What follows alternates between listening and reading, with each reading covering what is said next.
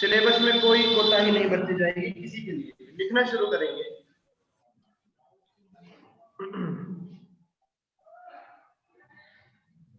Point number 1, history of accounting. History of accounting.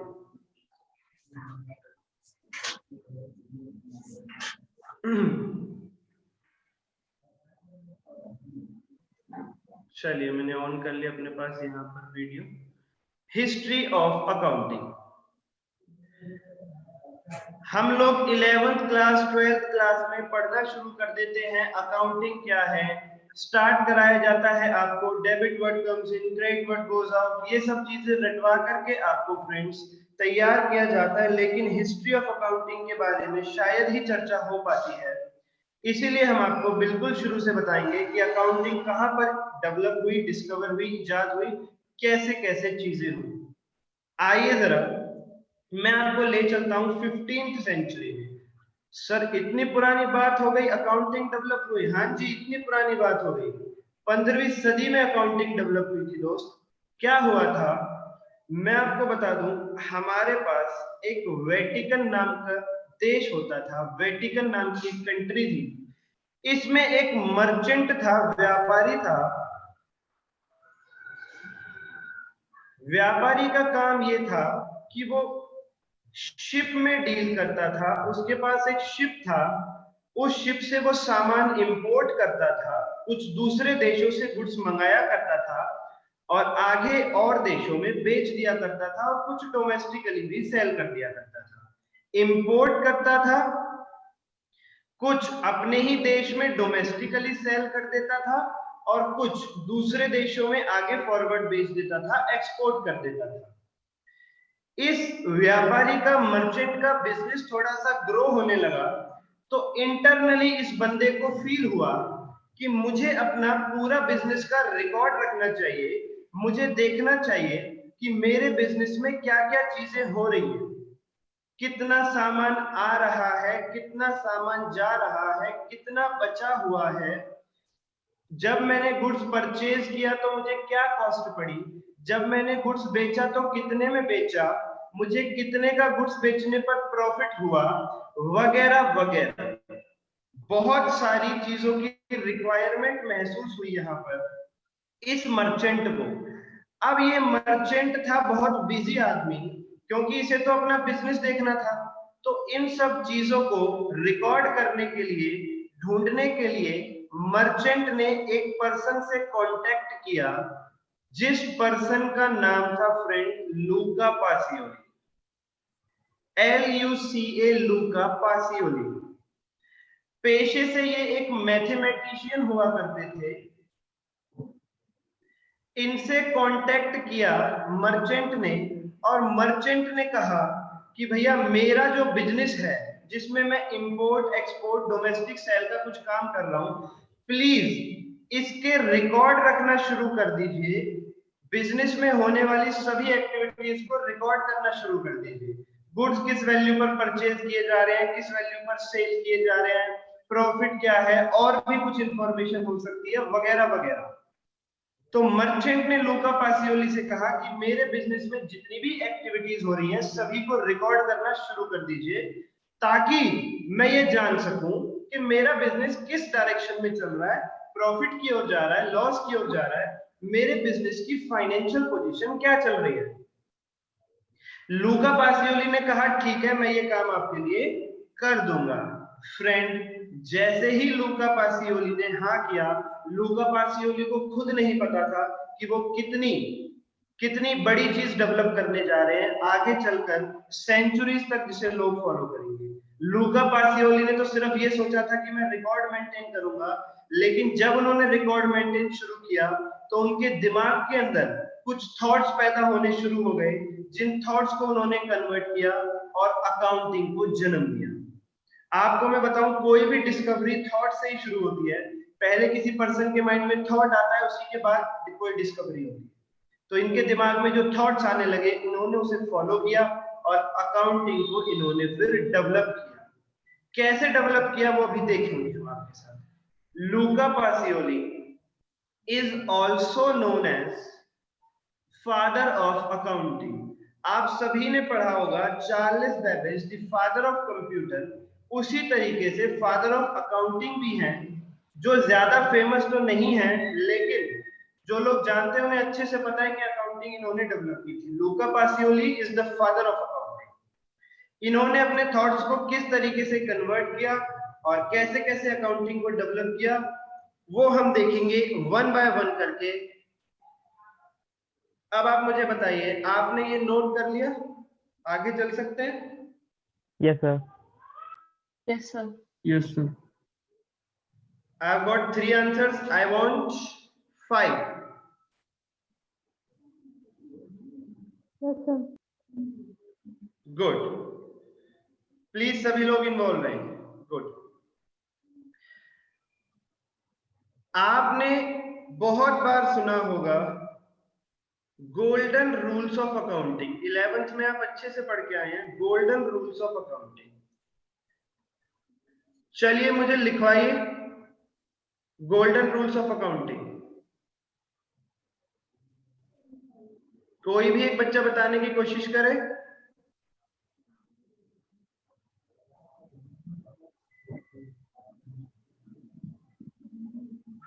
So debit what comes in and credit what goes out. Very good. Debit what comes in, credit what goes out. 3 rule है हमारे पास। एक तो ये हो गया debit what comes in, credit what goes out. दूसरा है हमारे पास debit the receiver, credit the giver.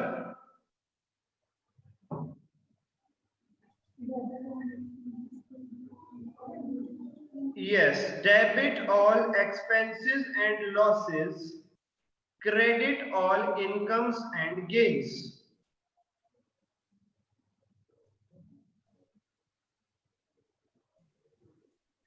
देखिए फ्रेंड्स, लूका पासियोली ने 2 वर्ड्स डेवलप किए अपने पास, डेबिट और क्रेडिट। सर कैसे डेवलप कर लिए उन्होंने? देखिए दोस्त, चीजों का लॉजिक हो सकता है, पर किसी चीज ने जन्म कैसे लिया उसका लॉजिक हम नहीं बता सकते। मैंने कहा ना, थॉट्स क्रिएट करे उन्होंने अपने माइंड में। उन्होंने थॉट क्रिएट किया और 2 वर्ड्स को जन्म दिया, डेवलप किया, डेबिट और क्रेडिट।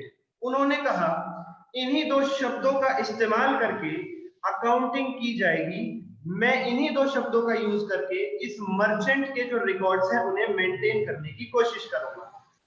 इन्होंने कहा जो भी बिजनेस में आ रहा होगा, व्हाट कम्स इन, कोई भी चीज जो बिजनेस में आएगी उसे डेबिट करूंगा, और जो बिजनेस से जाएगी, व्हाट गोज आउट, उसे क्रेडिट करूंगा। जो रिसीवर होगा, रिसीवर का मतलब प्राप्तकर्ता, जिसे कोई चीज मिल रही होगी, जो किसी चीज को रिसीव कर रहा होगा, उसे डेबिट करूंगा। और अगर कोई बंदा गिवर है, कोई किसी चीज दे रहा है, तो जिस बंदे ने बिजनेस को वो चीज दी है उसे क्रेडिट करूंगा। बिजनेस में होने वाले सभी खर्चों और सभी नुकसानों को, ऑल एक्सपेंसेस एंड लॉसेस को डेबिट करूंगा, और बिजनेस में होने वाले सभी मुनाफों और कमाई, इनकम और गेन को क्रेडिट करके चलूंगा। उन्होंने साथ ही साथ एक रूल और बनाया जिसे हम कहेंगे थंब रूल। लूका पासियोली ने कहा अकाउंटिंग, साथ के साथ लिख सकते फ्रेंड, आराम से लिख रहे हैं, accounting is done from the point of view of business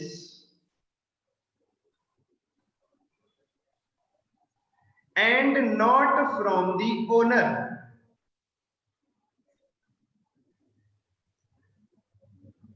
It means business is a separate legal entity. लूका पासियोली ने ये रूल बनाया कि अकाउंटिंग जो भी मैं करके चलूंगा वो बिजनेस के नजरिए से करूंगा, बिजनेस के पॉइंट ऑफ व्यू से करूंगा। बिजनेस का जो ओनर है, जो ये मर्चेंट है, इसके साथ क्या हो रहा है इस बात से मुझे मतलब नहीं है।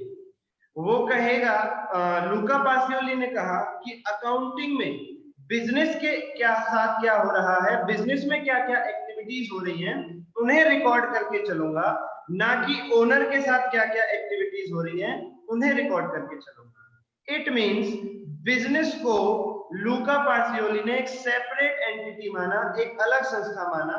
ये माना कि बिजनेस को अलग नजरिए से देखा जाएगा, बिजनेस के पॉइंट ऑफ व्यू से अकाउंटिंग की जाएगी। सर इसका एक एग्जांपल तो तब बात और अच्छे से समझ में आएगी। जैसे कि ये तो बंदा है मर्चेंट, मैं लिखता हूं यहां पर, ये जो मर्चेंट है ये बिजनेस करता है इंपोर्ट एक्सपोर्ट गुड्स, तो इसने गोडाउन लिया हुआ है किराए पर, इसने ये गोडाउन किराए पर ले रखा है, और जहां पर ये रहता है मर्चेंट वेटिकन सिटी के अंदर, वहां पर इसका घर भी किराए पर है फ्रेंड, ये इसका होम स्वीट होम है। गोडाउन भी लिया हुआ उसने जहां पर अपने सामान को वो रखता है बिजनेस करने के लिए, और उसका घर भी किराए पर है, दोनों चीजें रेंट पर है। मर्चेंट ने बिजनेस के जो गोडाउन है उसका रेंट पे किया 2000 रुपीज, बहुत पुराने जमाने की बात कर रहा हूं तो 2000 भी बहुत ज्यादा है उस हिसाब से, कम मत समझना। और उसने होम स्वीट होम का भी रेंट पे किया लेट से 1500 रुपीज। इतनी इतनी पेमेंट की मर्चेंट ने, तो लूका पासियोली ने कहा मर्चेंट से कि सुनो भाई साहब, आपने मुझे ये कहा ना कि बिजनेस के रिकॉर्ड मेंटेन करो कि बिजनेस में क्या क्या हो रहा है, तो मैं सिर्फ इस गोदाम को, इस गोदाम के लिए जो रेंट पे किया गया है इसकी अकाउंटिंग करके चलूंगा, जो घर का रेंट पे किया गया है मैं इसकी अकाउंटिंग नहीं करूंगा। ये लूका पासियोली ने रूल बनाया कि अकाउंटिंग बिजनेस के लिए करेंगे, ओनर के साथ क्या हो रहा है, ओनर अपना पर्सनल जीवन में क्या क्या एक्टिविटीज कर रहा है उसकी अकाउंटिंग करके बिल्कुल भी नहीं चलेंगे। सर ऐसा क्यों किया गया? फ्रेंड अकाउंटिंग जो है वो आपको कैलकुलेट करके देती है प्रॉफिट या लॉस, हम एंड में बाद में देखेंगे। अकाउंटिंग हमें प्रॉफिट और लॉस कैलकुलेट करके देती है, तो प्रॉफिट या लॉस बिजनेस में ही हो सकता है, घर में थोड़ी ना होता है। बिजनेस ही तो होता है जिसका ऑब्जेक्टिव ये होता है कि प्रॉफिट अर्न किया जाए, तो बिजनेस के एंगल से अकाउंटिंग करते हैं। आप घर में रह रहे हो, आप अपने पर्सनल जीवन में कोई ऑब्जेक्टिव थोड़ी ना प्रॉफिट कमाना। हाँ, आप अगर प्रॉफिट कमाना चाहेंगे तो कुछ ना कुछ बिजनेस करोगे आप प्रॉफिट कमाने के लिए, बैठे बैठे पर्सनल जीवन से थोड़ी ना प्रॉफिट मिल जाएगा आपको। तो बिजनेस के लिए ही अकाउंटिंग करते हैं हम, बिजनेस का ही ऑब्जेक्टिव होता है हमारे पास प्रॉफिट अर्न करना, इसीलिए बिजनेस को अलग माना जाता है, ओनर को अलग माना जाता है। क्या आज के बाद ये थंब रूल आप हमेशा हमेशा याद रखेंगे कि हम अकाउंटिंग बिजनेस के पॉइंट ऑफ व्यू से करेंगे, ओनर के साथ क्या हो रहा है इस बात को हम भूल जाएंगे? प्लीज मुझे बताइए। Yes, sir. Yes, sir. Yes, sir. Good good, very good. देखिए जो इन्होंने ये दो वर्ड्स डेवलप किए, डेबिट और क्रेडिट, इनके इन्होंने कुछ रूल बनाए। फ्रेंड जब हम अकाउंटिंग का बेसिक समझ रहे होते हैं तो बहुत सारी चीजें आगे लिंक होकर के आती हैं, ये किस तरीके से अप्लाई करते हैं हम डेबिट क्रेडिट को, इनकी इम्प्लीकेशन क्या होती है, ये हम नेक्स्ट क्लास के अंदर जब आपसे मिलेंगे, जर्नल का चैप्टर शुरू कर रहे होंगे हम आपके साथ, वहां पर इनकी चर्चा फिर से शुरू होगी। अभी तो हमें सिर्फ इतना ही समझना है कि उन्होंने 3 रूल बनाए अकाउंटिंग करने के लिए, डेबिट के 3, what comes in the receiver और ऑल एक्सपेंसेस एंड लॉसेस, और क्रेडिट के भी 3, what goes out the river और all the giver and all incomes and gains. Thumb rule जो बनाया वो हमने समझ लिया। 3 गोल्डन रूल जो लूका पासियोली ने बनाए उनको अप्लाई कैसे करते हैं हम जर्नल के चैप्टर में आपके साथ देख करके चलेंगे। ओके सर, अब लिखेंगे पॉइंट नंबर 2। देखिए फ्रेंड, जो भी थ्योरी मैं आपको कवर करवा रहा हूं प्लीज ध्यान रखें, each and every class is exam oriented. जितना मैंने आपको अभी करवा दिया विद इन 20 मिनट्स, यहां से भी एग्जाम में क्वेश्चन आता है दोस्त, इसलिए बिल्कुल भी ना सोचें कि अभी तो बेसिक चल रहा है अब थोड़ा सा फोकस लूज कर दें तो क्या दिक्कत है, बिल्कुल नहीं। एग्जाम में थ्योरी से 100% क्वेश्चन आता है, 12 नंबर की थ्योरी आती है, सीए फाउंडेशन की सिर्फ बात करूं तो भी आपके साथ। ओके सर, चलिए, और यहां से भी क्वेश्चन आते हैं जो हम कर रहे हैं। सेकेंड पॉइंट पे लिखेंगे हम meaning of accounting.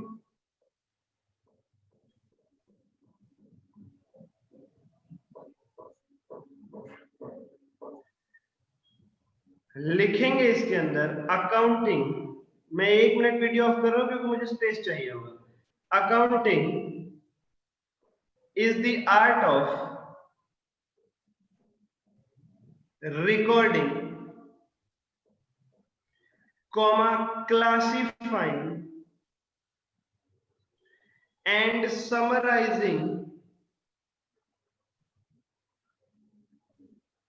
in a significant manner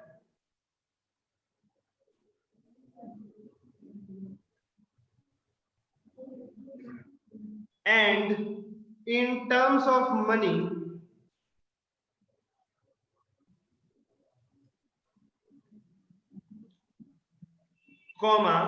transactions and events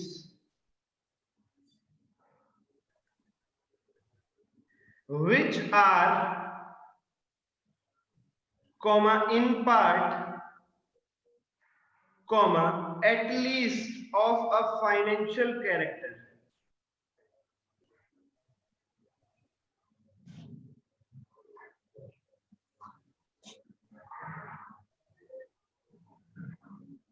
and analyzing, interpreting and communicating the results thereof। Sir ये डेफिनेशन कहां से आई? देखिए,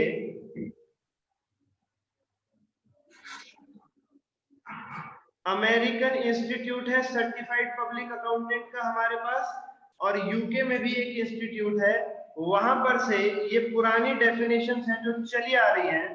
अकाउंटिंग की जो डेफिनेशन है वो काफी पहले समय बनाई गई। क्या लिखा गया उसके अंदर? सर क्या ये डेफिनेशन लूका पासियोली ने बनाई थी? बिल्कुल नहीं। देखिए, लूका पासियोली ने जो काम किया वो मैंने आपको बता दिया अभी। उन्होंने थंब रूल बनाया और 3 डेबिट क्रेडिट के रूल बनाए, गोल्डन रूल। अब उन गोल्डन रूल को अप्लाई कैसे किया उन्होंने, वो हम आगे देख करके चलेंगे। अब धीरे धीरे लूका पासियोली के टाइम पर तो मैं आपको 15th सेंचुरी में ले गया था दोस्तों, लेकिन धीरे धीरे धीरे धीरे समय बीतता गया और आज आप अपने पास मॉडर्न अकाउंटिंग पढ़ के चल रहे हैं। तो लूका पासियोली की जो अकाउंटिंग थी उसमें भी बहुत सारे चेंजेस आ गए। तो मॉडर्न अकाउंटिंग हम जो पढ़ के चल रहे हैं ये आज की अकाउंटिंग है। मीनिंग ऑफ अकाउंटिंग वही है जो मॉडर्न एरा में डेवलप की गई डेफिनेशन है। पासियोली ने कोई डेफिनेशन नहीं दी थी, उन्होंने तो रूल बनाए थे सर। अब जो चेंज आ गए समय के साथ वो चेंज भी पढ़ के चलने हैं ना, हमें तो अपडेटेड रहना है, ज्यादा हिस्ट्री में भी नहीं जा सकते। Okay sir, meaning of accounting में बताया गया कि अकाउंटिंग एक ऐसी आर्ट है, आर्ट का मतलब कोई कला, कोई टैलेंट, जिसमें रिकॉर्ड किया जाता है, अच्छा सर, क्लासिफाई किया जाता है, अच्छा सर, समराइज किया जाता है, ठीक है जी, किसको? ट्रांजैक्शंस एंड इवेंट्स को, और फिर उसके बाद उन्हें एनालाइज किया जाता है, इंटरप्रेट और कम्युनिकेट किया जाता है। यानी कि अकाउंटिंग की डेफिनेशन में दोस्त हमारे पास 1 2 3 4 5 6 7 7 बातें आ गई जो हमें समझनी पड़ेगी कि ये क्या क्या होती हैं, तब जाकर के हम अकाउंटिंग की डेफिनेशन पर ग्रिप बना पाएंगे, उसको अच्छे से कवर कर पाएंगे।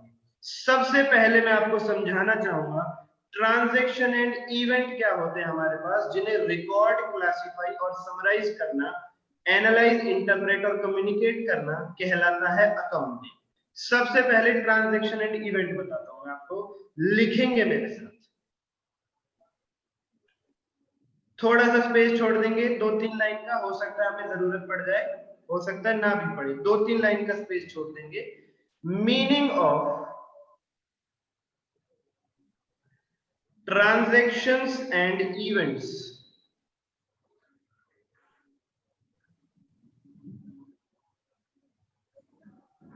ट्रांजैक्शन एंड इवेंट का मीनिंग पढ़ के चलेंगे। लिखेंगे इसमें एक एग्जाम्पल के थ्रू मैं आपको बताता हूं। लिखवाता हूं मैं आपको फ्रेंड, 1 सेकंड होल्ड करेंगे बस, मुझे यहाँ पर ही इसको चार्जिंग पर लगा देना है, 1 सेकंड होल्ड करेंगे।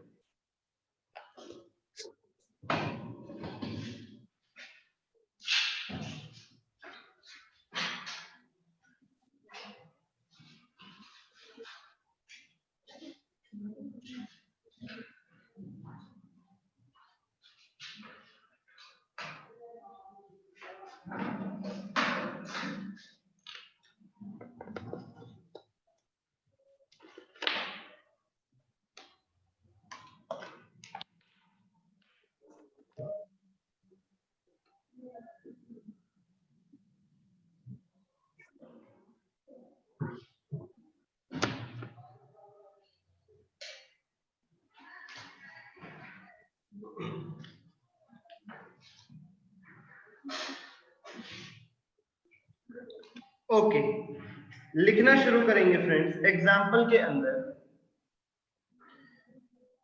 A merchant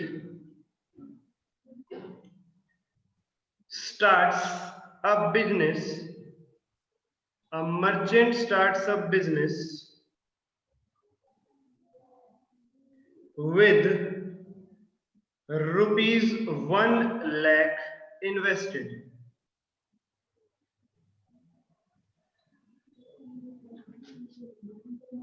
Out of this, comma, he purchased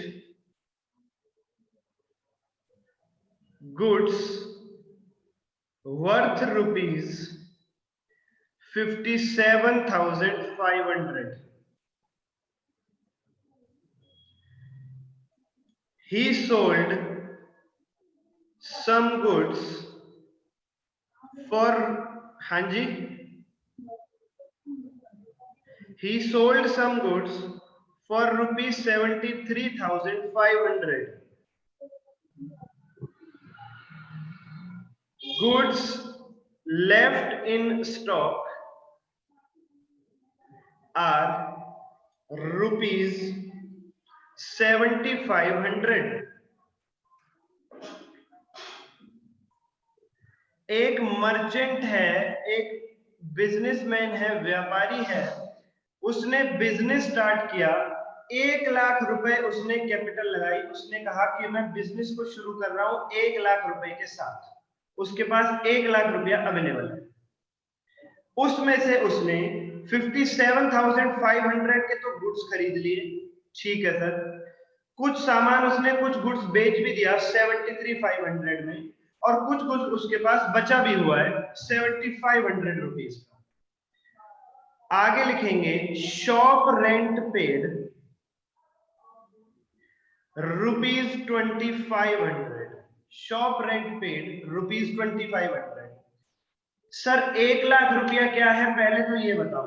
देखिए दोस्त, अकाउंटिंग में ना बेसिक्स के अंदर एक चैप्टर होता है जिसका नाम है अकाउंटिंग टर्मिनोलॉजी, जिसमें अकाउंट्स के नए नए जो शब्द हैं उन्हें समझ के चलते हैं। लेकिन फ्रेंड वो चैप्टर अलग से नहीं करवाता मैं आपको, ना ही करवाना चाहिए, क्योंकि उस चैप्टर में जो टर्म्स है वो धीरे धीरे करके थ्रू आउट एक एक करके हमारे सामने आती रहती हैं, और विद इन द चैप्टर से हम उन्हें समझ लेते हैं। तो बोरिंग तरीके से करके नहीं चलते हम चीजों को कि भैया एक एक करके समझते चल रहे हैं क्या क्या टर्म्स यूज होती है। धीरे धीरे हर चैप्टर में आती रहती है हमारे सामने, हम उनको समझते हुए चलते हैं। ठीक है सर। 1 लाख को क्या बोलेंगे? मर्चेंट ने 1 लाख रुपीस लगाए बिजनेस में। दोस्त इसी को अकाउंट्स में नाम दिया जाता है कैपिटल। सर हम ट्रांजैक्शन एंड इवेंट का मीनिंग सीख रहे हैं या हम कैपिटल सीख रहे हैं? हम सारी चीजें साथ साथ कर रहे हैं, पहले इन्हें सीखेंगे तभी तो दोस्त ट्रांजैक्शन एंड इवेंट के मीनिंग पर आएंगे। तो जो पैसा लगाया जाता है बिजनेस के अंदर उसे स्टार्ट करते टाइम उसे कहते हैं कैपिटल। व्यापारी ने कहा 1 लाख रुपया है, इससे मैं बिजनेस करूंगा, ये पैसा बिजनेस के नाम हुआ। उसमें से उसने गुड्स खरीद लिए। सर ये गुड्स क्या बला है अब हमारे पास? फ्रेंड्स गुड्स का मतलब हो गया एनीथिंग, कोई भी ऐसी वस्तु, कोई भी ऐसा सामान, कोई भी ऐसी चीज which is purchased for the purpose of resale.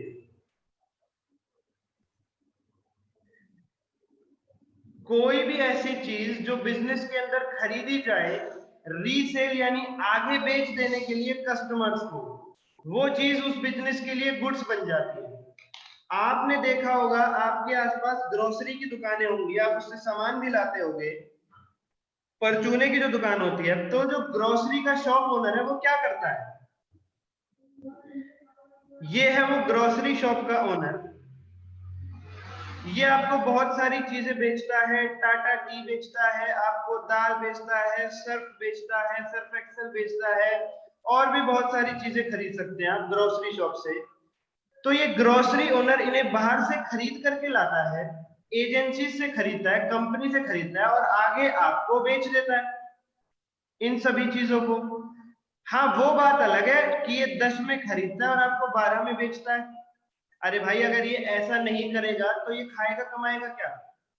ये बिजनेस कहां से करेगा? इसकी भी मजबूरी है, इसे ऐसा करना पड़ेगा, 10 का सामान 12 में इसे बेचना पड़ेगा। ओके सर, ये तभी तो ये बिजनेस हुआ जब इसमें प्रॉफिट कमाने का ऑब्जेक्टिव जुड़ गया। ओके सर, तो 10 में खरीदा, आगे वो आपको बेच देता है। तो ग्रोसरी ओनर के लिए ये सारी चीजें कहलाएंगी माय डियर फ्रेंड्स गुड्स, इन्हें कहेंगे गुड्स। वो सारी चीजें जिन्हें ये ओनर खरीद रहा है अपना मार्जिन जोड़ के आगे बेच देने के लिए, उन्हें बोल करके चलेंगे हम अपने पास गुड्स। सर, क्या सभी के लिए गुड्स सेम होते हैं? नहीं फ्रेंड, आपको बिजनेस टू बिजनेस देखना पड़ेगा। अगर कोई स्टेशनरी वाला है, अगर कोई स्टेशनरी शॉप वाला है, तो आप उससे जाते हो, वो स्टेशनरी वाला क्या खरीदता है? कैलकुलेटर खरीद के लाता है, पेन पेंसिल इरेजर खरीद के लाता है और आगे आपको बेच देता है। आप उसके पास खरीदने जाते हो, वो आपको बेच देता है।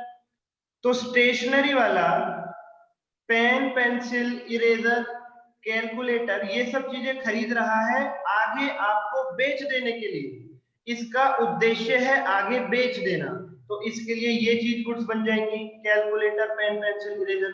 तो मतलब सर,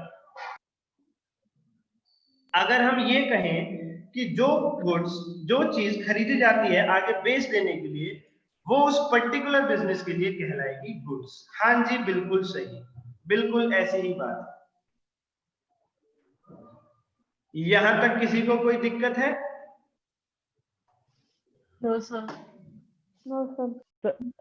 सर अपन ने कोई चीज खरीदी कंज्यूम करने के लिए, हमने तो कोई सर चीज खरीदी कंज्यूम करने के लिए, हाँ, तो सर अब आगे रीसेल कहाँ करेंगे इसमें अपन?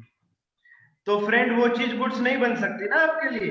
बिजनेस के पॉइंट ऑफ व्यू से देखेंगे, बिजनेस में अगर कोई चीज खरीदी गई, पहली बात तो फ्रेंड मैं आपका नजरिया क्लियर कर दूं, आप अपने आप को मान करके ना चले कि मैंने मोबाइल खरीदा कंज्यूम करने के लिए, मैंने कुछ खाने के लिए सामान खरीदा, मैं उसे कंज्यूम कर गया।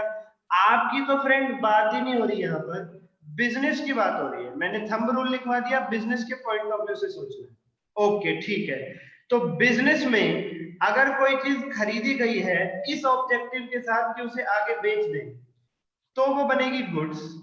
अगर बिजनेस में कोई चीज खरीदी गई है इस ऑब्जेक्टिव के साथ कि उसे यूज करेंगे अपने पास, तब वो कहलाएगी एसेट। मैं एसेट अभी नहीं समझा रहा हूं आपको, गुड्स समझा रहा हूं। प्लीज बताइए दोस्त, आगे चल सकते? ओके,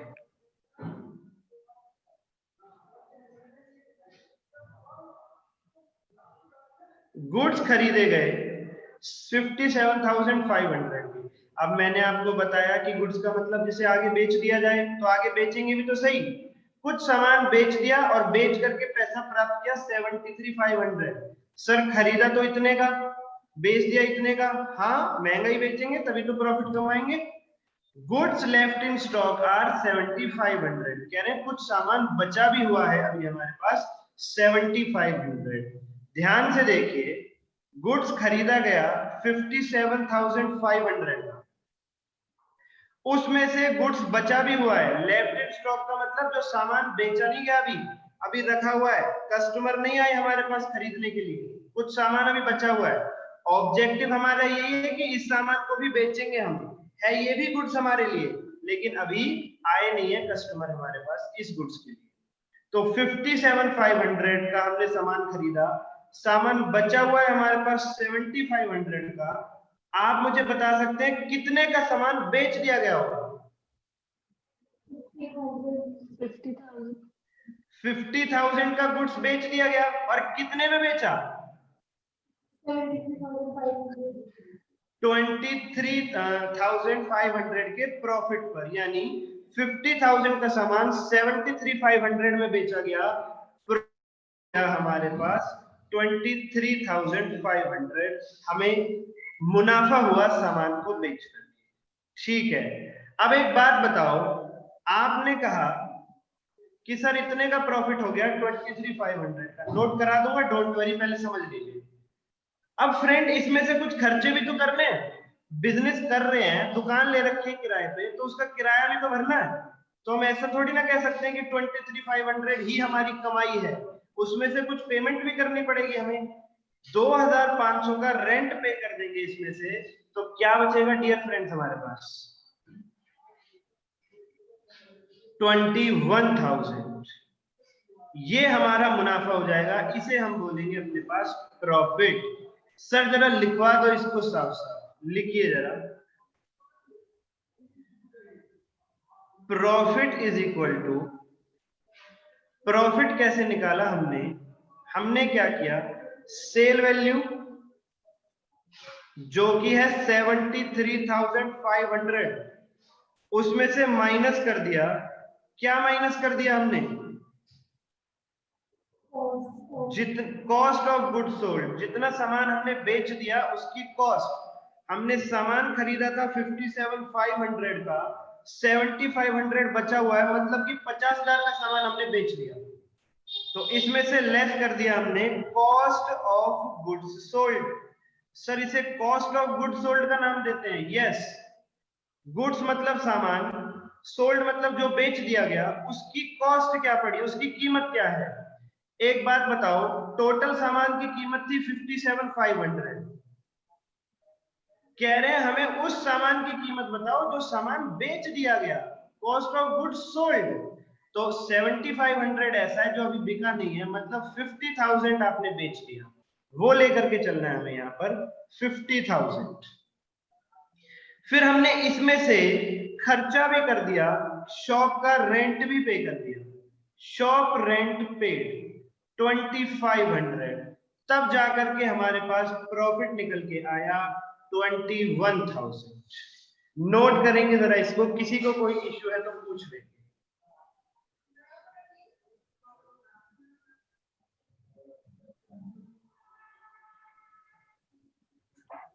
जब नोट हो जाए तो बता दीजिएगा कि सर नोट हो गया है।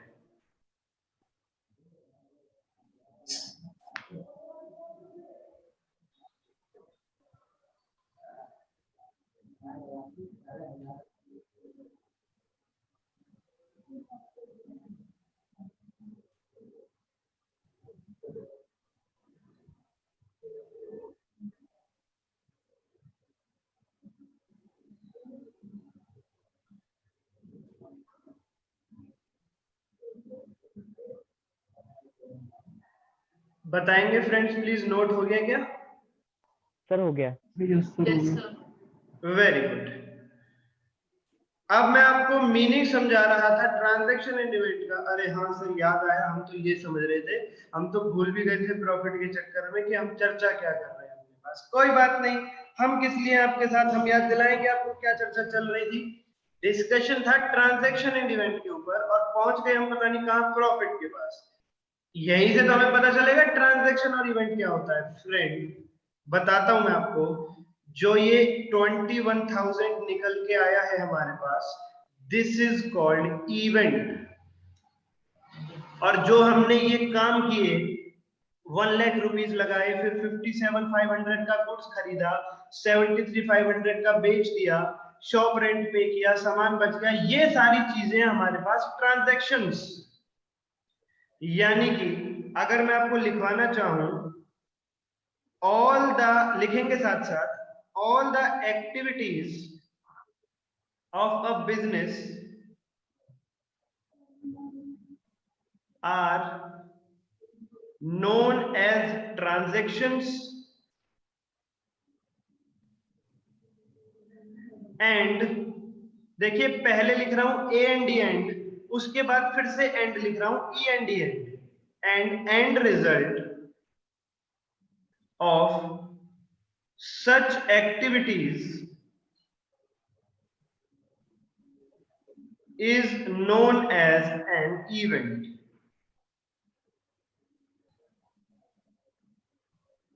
Is known as an event. Business में जो भी एक्टिविटीज हो रही हैं, सामान खरीदना, सामान बेचना, रेंट पे करना, सामान का बच जाना, ये सभी ट्रांजैक्शंस कहलाती हैं। और इन सारी ट्रांजैक्शंस से, इन सारी एक्टिविटीज का जो निष्कर्ष, कंक्लूजन, रिजल्ट निकल के आया 21,000 रुपए का profit, this will be called as an event. Activities जो हो रही है बिजनेस में, दे आर ट्रांजैक्शन। उन एक्टिविटीज से जो रिजल्ट हासिल होता है उसे कहते हैं इवेंट।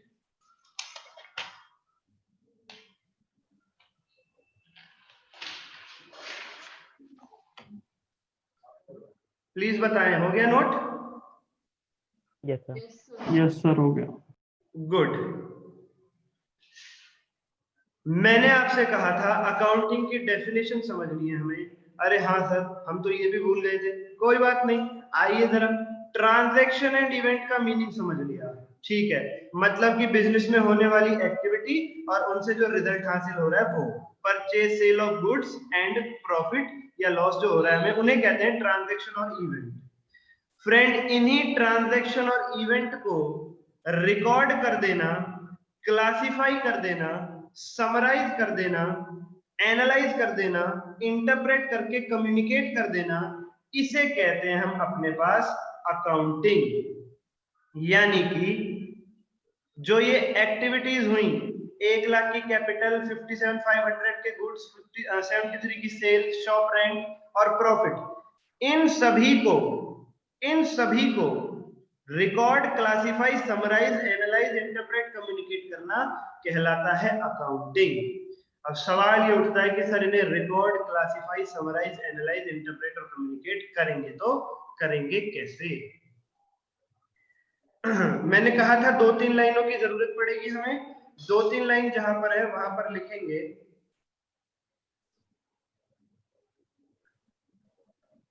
चलिए ऐसा कीजिए, आगे कंटिन्यूएशन में लिखना शुरू करिए, कोई बात नहीं, वो 2-3 लाइन में एक्चुअली आएगा नहीं, यहाँ पर कुछ और देखेंगे हम। आप कंटिन्यूएशन में लिखिए।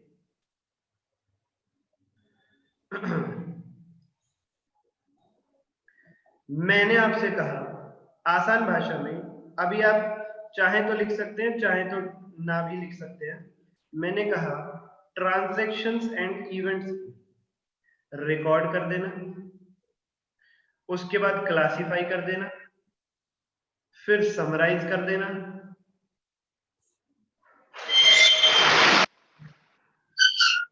फिर इंटरप्रेट करना, फिर एनालाइज करके कम्युनिकेट कर देना। एनालाइज, अच्छा एनालाइज पहले है हमारे पास, समराइज के बाद एनालाइज कर देना और फिर इंटरप्रेट करके कम्युनिकेट कर देना। मैंने आपको बताया इसे कहते हैं हम अपने पास अकाउंटिंग। अब हमने ये तो देख लिया कि ट्रांजैक्शन एंड इवेंट क्या होता है हमारे पास, हमने देख लिया। अब हमें देखना है ये सारी चीजें क्या होती है। तो मैं आपको देखिए फ्रेंड बताना चाहूंगा आराम से। रिकॉर्ड का मतलब होता है, जो अभी मैंने आपको बताया था, इन 3 गोल्डन रूल की मदद से जर्नल एंट्री करना। सर ये क्या वर्ड आ गया, जर्नल एंट्री हमारे पास, यही तो सीखना है एक एक करके। रिकॉर्ड का मतलब होता है जर्नल प्रिपेयर करना, preparing journal with the help of 3 golden rules of accounting. लिख लीजिए आप अब इसको, preparing journal with the help of 3 golden rules of accounting. फिर उसके बाद क्लासिफाई करते हैं हम। क्लासिफाई करने का मतलब होता है दोस्त, क्लासिफाई का मतलब होता है लेजर प्रिपेयर करना। सर ये लेजर वर्ड कहां से आ गया, यही तो सीखना है। Preparing laser. समराइज करने का मतलब होता है प्रिपेयरिंग ट्रेडिंग अकाउंट। सारी नई चीजें आपके लिए, मैं नहीं मान रहा आपने कुछ 11th 12th में पढ़ा हुआ है, मैं सब कुछ बताऊंगा आपको। समराइज का मतलब होता है preparing trading account, profit and loss account, balance sheet, balance sheet. Analyse का मतलब होता है, एग्जाम्पल करके लिख लेंगे जो मैं लिख रहा हूं अभी बस वो, fixed assets versus current assets. Analyse में लिखेंगे E dot G dot example, fixed assets versus current assets.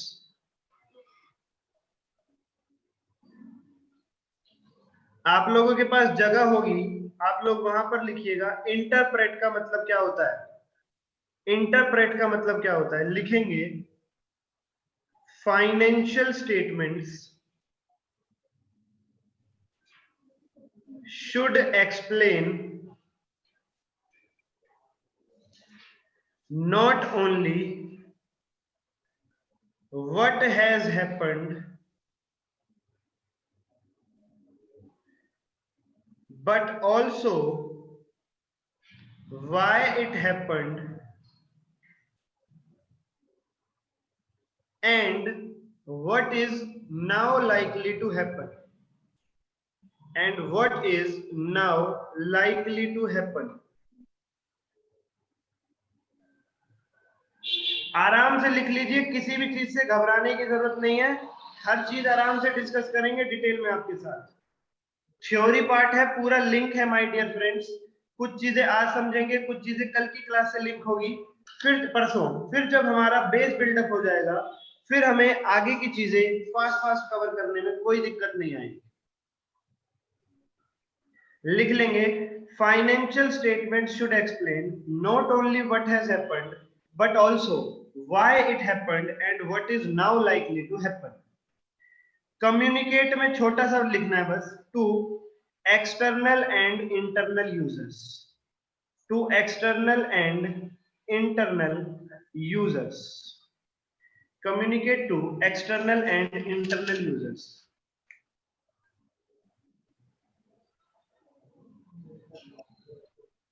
Communicate to external and internal users. Note हो जाए तो बताइएगा दोस्त, फिर आगे चलेंगे, समझाएंगे आपको।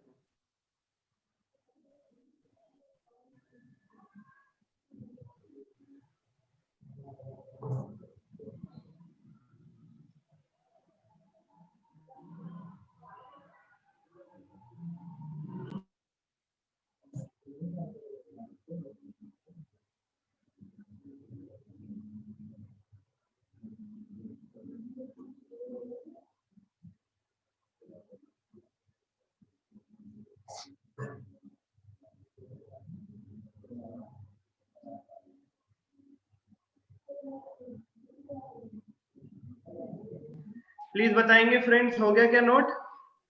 Yes sir, completed. Yes sir, हो गया। गुड। देखिए मैं आपको ले जाता हूं शुरुआत में, क्या बात चल रही थी हमारे पास। हमने हिस्ट्री ऑफ अकाउंटिंग देखा, ठीक है सर। हमने थंब रूल देखा, ठीक है सर। फिर हमने देखा कि लूका पासियोली ने अकाउंटिंग डेवलप कैसे करी। हमने देखा कि उन्होंने 3 गोल्डन रूल बनाए। अब इनको यूज कैसे करते हैं ये हमें जर्नल में सीखना है, और जर्नल हमारी अकाउंटिंग की डेफिनेशन का भी हिस्सा बन रहा है। हमें अकाउंटिंग, फिर हमें मीनिंग ऑफ अकाउंटिंग देखना था, तो हमने ट्रांजैक्शन एंड इवेंट का मीनिंग समझ लिया, और record, classify, summarise, analyse, interpret और कम्युनिकेट, ये बातें अब हम समझ के चल रहे हैं आपके पास। देखिए दोस्त, जो मैं आपको पीछे चीज छुड़वा के आया था कि भैया ये हम जर्नल में देखेंगे, जो गोल्डन रूल बनाए हैं इनको यूज कैसे किया जाता है, ये चीज तो हमारे पास यहाँ पर आ गई जर्नल में। देखिए रिकॉर्डिंग में आ गई ये चीज फिर से हमारे पास, इसे यही समझ लेंगे हम। बाकी हमने पीछे कुछ भी छोड़ा नहीं, बाकी सारा समझ लिया। जैसे ही ये सारी चीजें समझ लेंगे कम्युनिकेट तक, हमारी अकाउंटिंग की डेफिनेशन भी पूरी हो जाएगी, बात खत्म हो जाएगी। जो जर्नल पीछे छोड़ा था वो यहीं पर रिकॉर्ड में ही आ गया हमारे पास, ठीक है सर। तो हमें बेसिकली सीखना है जर्नल बनाना, लेजर बनाना, ट्रेडिंग P&L बैलेंस शीट बनाना, फिक्स्ड एसेट और करंट एसेट में डिफरेंस करना, ये पॉइंट, और एक्सटर्नल और इंटरनल यूजर को कम्युनिकेट करना, ये चीजें सीख करके चलनी है। फ्रेंड आप अपना स्टडी मटेरियल अगर देखेंगे तो आपको पता चलेगा कि ये सभी अपने आप में चैप्टर्स हैं पूरे पूरे। जर्नल के नाम से अलग चैप्टर है, लेजर के नाम से अलग चैप्टर है, ट्रेडिंग P&L बैलेंस शीट के नाम से अलग चैप्टर है, फाइनल अकाउंट्स करके, और ये fixed asset versus current asset अलग चैप्टर है, कैपिटल वर्सेस रेवेन्यू एक्सपेंडिचर के नाम से। और ये दो छोटी छोटी बातें हमारे पास बस, जिनके अलग से चैप्टर्स नहीं है। ये चारों चैप्टर्स हैं अपने आप में, journal, ledger, trading P&L balance sheet और fixed asset versus current asset. तो हमें क्या करना है, मैं आपको अभी जो हमारा आज चैप्टर शुरू हुआ है इसके अंदर जो और बातें रह गई हैं थ्योरी की, वहां की तरफ ले जाना चाहूंगा। फिर फ्रेंड एक एक करके हम इनको जब इनके चैप्टर पर पहुंचेंगे वहां पर समझ के चलेंगे। मेरी ये मजबूरी है, दुनिया का कोई भी टीचर हमें अकाउंट्स पढ़ाएगा तो उसे इस लिमिटेशन से गुजरना पड़ेगा कि मैं इस स्टेज पर आपको journal, ledger, trading P&L balance sheet का मतलब नहीं बता सकता। अगर बताने बैठ जाऊंगा तो मुझे 4 चैप्टर यहीं पर ही करवाने पड़ेंगे आपको, आगे कैसे चल पाएंगे फिर हम। और अगर थोड़ा थोड़ा ऊपर से बताने की कोशिश करूं तो जानकारी बहुत अधूरी रह जाएगी आपके पास, आगे चल करके कंफ्यूजन क्रिएट हो। इसीलिए जितना हमने अभी तक समझ लिया उसे रिवाइज कर लेते हैं और ये देख लेते हैं कि कौन सी चीजें जिन्हें हम आगे समझने के लिए छोड़कर चल रहे हैं कि इन्हें हम आगे समझ के चलेंगे। हमने हिस्ट्री देख लिया पूरे तरीके से, थंब रूल देख लिया पूरे तरीके से, गोल्डन रूल ऑफ अकाउंटिंग समझ लिए, जर्नल कैसे बनाते हैं इसको देख करके ये समझना है, ये हमारा यहाँ पर आ गया। इस चीज को छोड़ करके चल रहे हैं हम एक तो, ठीक है sir. Meaning of transaction and event पूरा समझ लिया, ठीक है। और एक सर मीनिंग ऑफ अकाउंटिंग लिखवाया था आपने जिसका चार्ट ये रहा। बेसिकली अगर मैं कहूं तो ये चीज रह गई हमारे पास जिसे छोड़कर हम आगे चल रहे हैं। सर इन चीजों को हम छोड़कर आगे चलेंगे तो बाकी चीजों को समझने में कठिनाई नहीं होगी? बिल्कुल नहीं।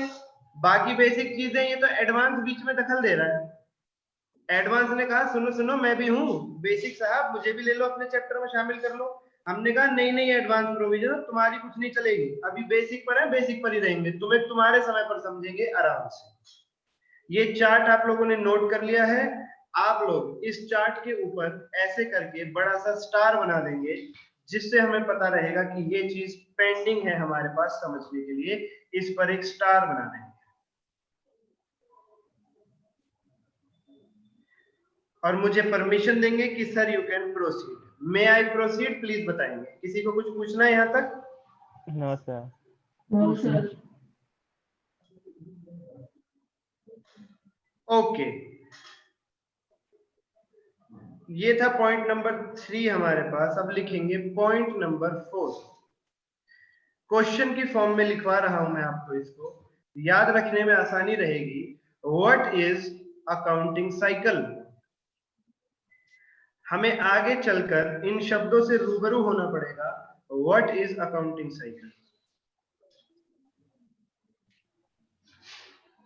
देखिए दोस्त, अभी अभी जो आप पढ़ करके आए हैं कि भैया सबसे पहले 3 रूल का इस्तेमाल करके जर्नल बनाते हैं, फिर लेजर बनाते हैं, फिर ट्रायल बैलेंस बनाते हैं, मैं शॉर्ट फॉर्म में लिख रहा हूं टीबी, फिर ट्रेडिंग P&L और बैलेंस शीट बनाते हैं, इसी को कहते हैं हम अकाउंटिंग साइकिल। ओहो, मतलब कि सर जो अकाउंटिंग की डेफिनेशन में ये चीजें हैं, रिकॉर्डिंग यानी जर्नल, क्लासिफाइंग यानी लेजर, समराइजिंग यानी ट्रेडिंग P&L बैलेंस शीट, इन्हीं को अकाउंटिंग साइकिल कहा जाता है।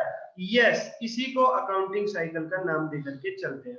तो सर ये जो एनालाइज, इंटरप्रेट और कम्युनिकेट है ये अकाउंटिंग साइकिल में नहीं आता? जी नहीं, अकाउंटिंग साइकिल यहीं पर ही खत्म हो जाती है फ्रेंड हमारे पास, ट्रेडिंग P&L और बैलेंस शीट पर ही खत्म हो जाती है अकाउंटिंग साइकिल। अब कैसे बनाते हैं इनको मैंने कहा हम आगे देखेंगे, आराम से देखेंगे, कोई दिक्कत वाली बात नहीं है। अभी तो हम समझ रहे हैं कि भैया चीजें हैं कैसे कैसे, कौन कौन सी चीजें कवर करनी है। अकाउंटिंग साइकिल का मतलब journal to ledger to trial balance to trading P&L and balance sheet. Friend इसी में ही इसी में ही यहां पर ऐसे करके एरो लगाएंगे और लिखेंगे this is called book keeping, this is called book keeping, और यहां से लेकर एंड तक जाएंगे, this is called accounting.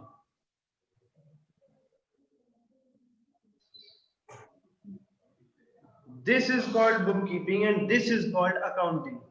Journal और लेजर, अगर हम लेजर बना लें, लेजर तक का काम फिनिश कर लें, तो हम ये कह सकते हैं अपने पास कि हमने बुक कीपिंग का काम खत्म कर लिया।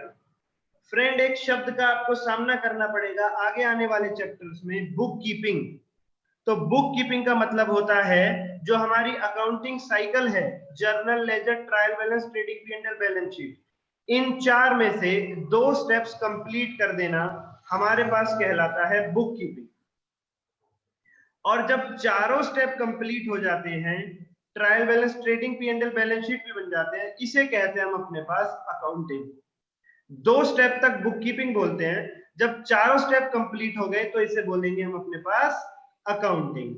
फ्रेंड्स, एक बात बताएंगे मुझे, यहां से देखकर आपको क्या पता चल रहा है, क्या अकाउंटिंग के अंदर बुक कीपिंग के स्टेप्स शामिल हैं या नहीं?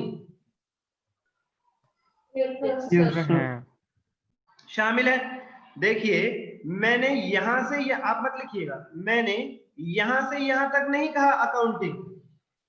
अगर मैं यहां से यहां तक कहता अकाउंटिंग, तो मतलब ये हो जाता पहले और दूसरे स्टेप को बोलते हैं बुक कीपिंग, जर्नल और लेजर को बुक कीपिंग कहते हैं, और ट्रायल बैलेंस और ट्रेडिंग P&L, बैलेंस शीट को अकाउंटिंग कहते हैं। मैंने ऐसा नहीं किया, मैंने कहा पहले दोनों स्टेप को कहते हैं बुक कीपिंग, और सारे चारों स्टेपों को मिलाकर के बोल देते हैं अकाउंटिंग। तो फ्रेंड्स, यहां से अगर मैं एक लाइन लिखवाऊं आपको, तो आपको गलत तो नहीं लग रही?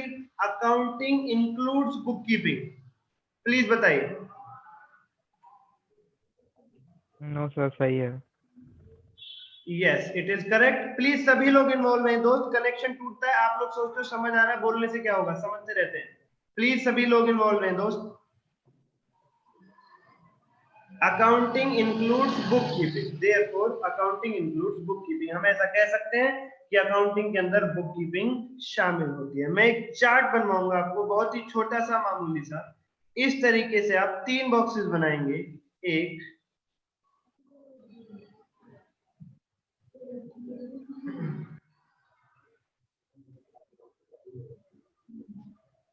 तो इसी के अंदर बनाना है दूसरा बॉक्स 2, और उसी के अंदर बनाना है तीसरा बॉक्स 3। ऐसे करके 3 बॉक्स बनाएंगे। सबसे छोटे वाले बॉक्स में लिखेंगे बुक कीपिंग, दूसरे वाले बॉक्स में लिखेंगे अकाउंटिंग, और सबसे ऊपर लिख देंगे थर्ड बॉक्स में, सबसे बड़े बॉक्स में, अकाउंटेंसी।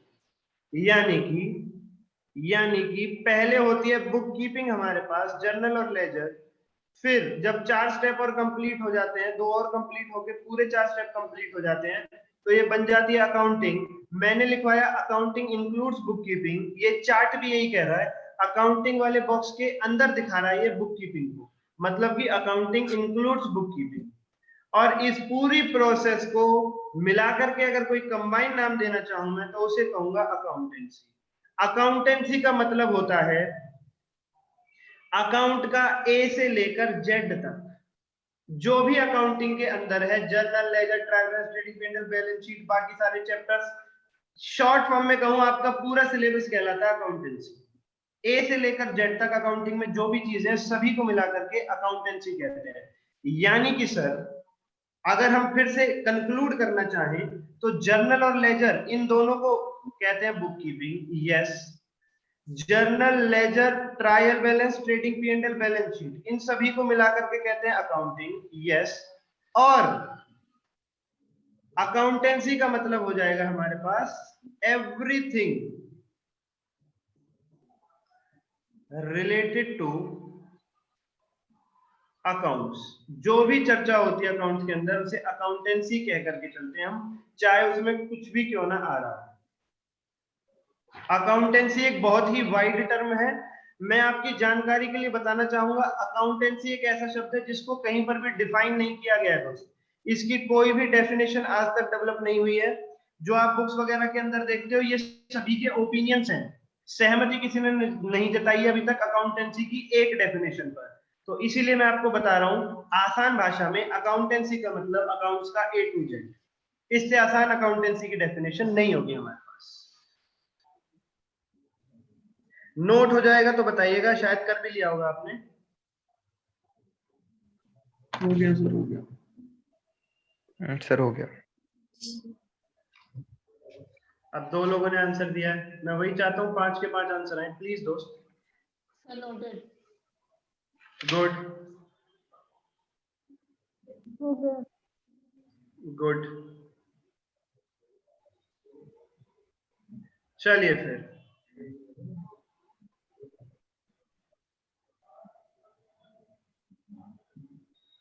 हम अगला पॉइंट लिखेंगे आपके पास, जो कि है 3, 4, 5। पॉइंट नंबर 5,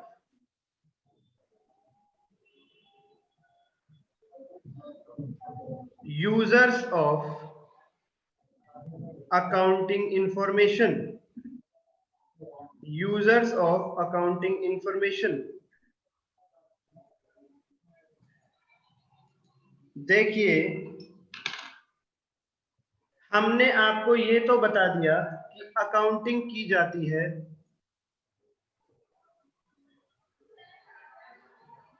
मैंने आपको ये तो बता दिया अकाउंटिंग करते हैं हम बिजनेस के पॉइंट ऑफ व्यू से। अकाउंटिंग का मतलब भी बता दिया मैंने आपको, journal to ledger to trial balance to trading P&L balance sheet. अब मैं आपको ये बताना चाहूंगा कि इस चीज का फायदा क्या होता है और किन किन लोगों को अकाउंटिंग करने से बेनिफिट होता है, बेनिफिट पहुंचता है, इंफॉर्मेशन प्राप्त होती है, to whom accounting is beneficial. अब ये बताने वाला हूं मैं आपको, उन्हें कहते हैं users of accounting information. Accounts के अंदर अकाउंटिंग करने के बाद जो इंफॉर्मेशन प्राप्त हो रही है उसे जो लोग यूज करते हैं उसे कहते हैं यूजर्स ऑफ अकाउंटिंग इंफॉर्मेशन। ये कौन कौन से हो सकते हैं, पहले लिस्ट बनवाऊंगा, ज्यादा नहीं, हमारे पास 8 लोग होते हैं, ये 8 तरीके के लोग होते हैं। फिर वो लिस्ट का आपको नेमोनिक कोड बनवा के याद करवाऊंगा, फिर समझाऊंगा मैं आपको कि इसके लिए ये अकाउंटिंग इंफॉर्मेशन कैसे यूजफुल है, इसके लिए कैसे, इसके लिए कैसे। यूजर्स ऑफ अकाउंटिंग इंफॉर्मेशन में लिखेंगे number 1 investors, number 2 employees, number 3 lenders, number 4 suppliers and creditors, number 5 customers, number 6 government, public, management, government, public, management।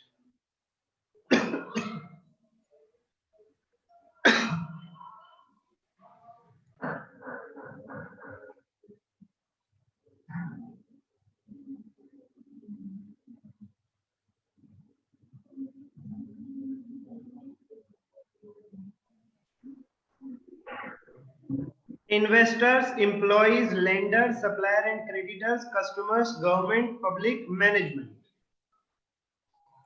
हम लोग क्या करते हैं, देखिए पहले मैं याद करवा दूं इन 8 को आपको।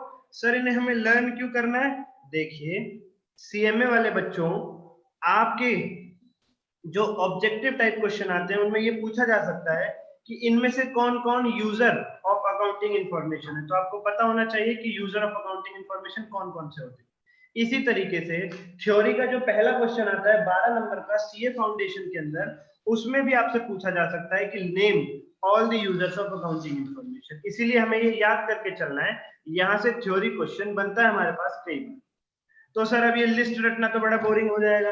अरे क्यों घबरा रहे हैं आप, हम है ना आपके साथ, हम लिस्ट आपको याद करवा देते हैं। सर आप कौन सा तरीका अपना लेंगे भला लिस्ट याद करवाने के लिए, नेमोनिक कोड। अगर आपने सुना हो एक तरीका mnemonic code, MNEMONIC, mnemonic code. ये क्या होता है दोस्त, हम पहला पहला अक्षर ले लेते हैं हर वर्ड का। लेंडर से एल उठा लिया, इन्वेस्टर से आई उठा लिया, एम्प्लॉय से ई उठा लिया, ये बना हमारे पास LIE यानी कि झूठ, लाई, लाई यानी कि झूठ। फिर हमने उठाया S और C, S और C से बनेगा हमारे पास शक। फिर हमने उठाया मैनेजमेंट का M, M का मतलब मैं। और फिर हमने उठाया गवर्नमेंट का G और पब्लिक का P, GP, यानी कि ये हमारे पास क्या बना। अब देखिए हम इसे याद कैसे करेंगे।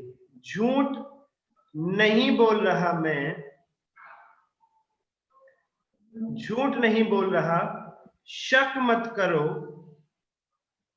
मैं, GP का मतलब गप्पे नहीं मारता। सर ये कौन सा तरीका याद करने का, देखिए यहां से बात सीधे आपके दिमाग में जाएगी डायरेक्टली। आपको भले ही लग रहा हो सर ऐसे भी याद कर सकते हैं, लेकिन आपको ये हमेशा के लिए याद हो जाएगा, इस बात को आप याद रखना।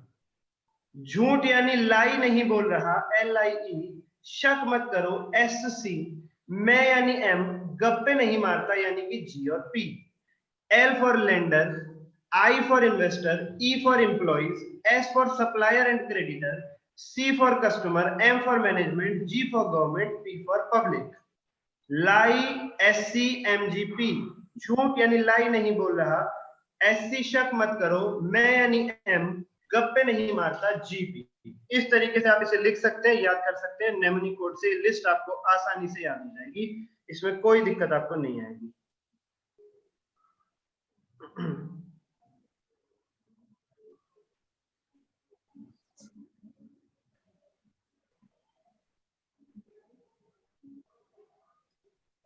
नोट हो जाए तो बताइएगा दोस्त, फिर मैं समझा देता हूँ एक एक करके कि इनको कैसे यूजफुल होती है इंफॉर्मेशन, फिर हम आगे चल जाएंगे। सर हो गया। गुड, हो गया सर। गुड, हो गया सर। वेरी गुड, चलिए ठीक है, ओके। देखेंगे फ्रेंड्स, मैंने आपको बताया अकाउंटिंग का मतलब जर्नल से, लेजर से, ट्रायल बैलेंस से, ट्रेडिंग P&L से, बैलेंस शीट, यानी कि ये पूरी प्रोसेस जिसे हम अकाउंटिंग साइकिल का भी नाम देते हैं, इस अकाउंटिंग साइकिल के दौरान जो हम ये बनाते हैं अपने पास ledger, journal, trading P&L, balance sheet, इनमें ना सभी में कुछ ना कुछ इंफॉर्मेशन छुपी होती है। जर्नल भी कुछ इंफॉर्मेशन देता है हमें, लेजर भी कुछ जानकारी देता है हमें, ट्रायल बैलेंस से भी कुछ जानकारी प्राप्त होती है बिजनेस के बारे में, ट्रेडिंग P&L से पता चलता है कि बिजनेस में प्रॉफिट कितना हो रहा है, लॉस कितना हो रहा है, बैलेंस शीट से पता चलता है बिजनेस की फाइनेंशियल पोजीशन कैसी चल रही है, अच्छी या बुरी। तो अकाउंटिंग से हमें बहुत सारी इंफॉर्मेशन हासिल होती है, उसी को बोलते हैं अकाउंटिंग इंफॉर्मेशन। अब ये अकाउंटिंग इंफॉर्मेशन किन किन लोगों के लिए काम की होती है, वही हमने यहाँ पर देखा। सर ये इन्वेस्टर्स के लिए कैसे काम की होती है? इन्वेस्टर का मतलब जो लोग आपके बिजनेस में पैसा लगाना चाहते हैं। अगर कोई बंदा आपके बिजनेस में पैसा लगाना चाहे तो वो ये जरूर देखना चाहेगा कि आपका बिजनेस किस तरीके से काम कर रहा है, वो प्रॉफिट में चल रहा है या वो लॉस में चल रहा है। और आप उसे कैसे बताएंगे कि हमारा बिजनेस प्रॉफिट में चल रहा है या लॉस में चल रहा है? आप उसे अपनी अकाउंटिंग पकड़ा देंगे, जर्नल से लेकर ट्रेडिंग P&L, बैलेंस शीट जो बनाए आपने उन्हें दिखा देंगे, वहां से देख करके उसे पता चलेगा कि बिजनेस किस पोजीशन में चल रहा है, मुझे इसमें इन्वेस्ट करना चाहिए या नहीं करना चाहिए। इस तरीके से अकाउंटिंग इंफॉर्मेशन इन्वेस्टर के काम की होती है। एम्प्लॉइज के काम की कैसे हो सकती है? आप किसी कंपनी में जॉब करने के लिए गए, बिल्कुल मत पूछिएगा सर कंपनी क्या होती है, हम तो अकाउंट का ABC पढ़ रहे हैं अभी, मैं तो जस्ट एग्जांपल दे रहा हूं आपको, कंपनी तो बहुत दूर की बात है। अभी मैंने बस एग्जांपल दे दिया जो रोजमर्रा के जीवन में आपने सुना भी होगा, कंपनी वर्ड। आप एक कंपनी में जॉब करने के लिए गए, आपको उन्होंने तनख्वाह दी 40,000 पर मंथ, और आप कई सालों से काम कर रहे हो और आप अपनी तनख्वाह ग्रो करवाना चाहते हो, तो आप ये जरूर देखोगे कि आपकी कंपनी कितना प्रॉफिट कर रही है, कितना प्रॉफिट अर्न कर रही है। उस हिसाब से फिर आप अपनी सैलरी डिसाइड करना चाहोगे और अपने बॉस से बात करोगे। आप देखोगे हमें 40,000 रुपए दे रहे हैं और प्रॉफिट हो रहे हैं इन्हें लाखों के, लाखों करोड़ों के, हमें सिर्फ 40,000 दे रहे हैं। तो अकाउंटिंग इंफॉर्मेशन देख करके एम्प्लॉय को ये पता चल सकता है कि उसे सैलरी जो दी जा रही है वो प्रॉफिट के कंपैरिजन में कम तो नहीं दी जा रही। इसीलिए अकाउंटिंग इंफॉर्मेशन एम्प्लॉय के काम की भी हो सकती है हमारे पास। फिर है लेंडर।